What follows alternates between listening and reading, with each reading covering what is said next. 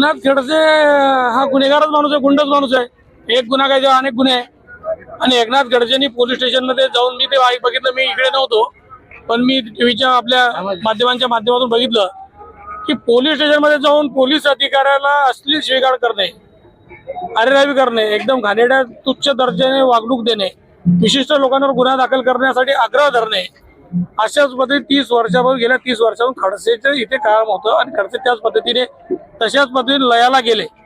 लोकांच्या भल्याचे नाही, उपद्रव मूल्यता खूप आहे, उपयुक्त मूल्यता काही नाही.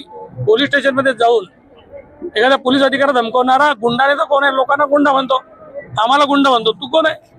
आपण बघितलं पाहिजे, आपलं स्वतःचा आत्मचिंतन केलं पाहिजे. स्वतः नंतर माफी मागता, शिवाय देता माफी मागता. तर काय वय आपलं, किती वर्ष आपण त्या सभागृहात काढले, आपण काय बोललो पाहिजे? आपण जबाबदार व्यक्तिमत्व, आपल्याला पाहून लोक भविष्यामध्ये आपला फॉलोअप करत असतात. एवढं पण ज्या लोकांना भान नाही, त्या माथा फिरलेला माणूस आहे.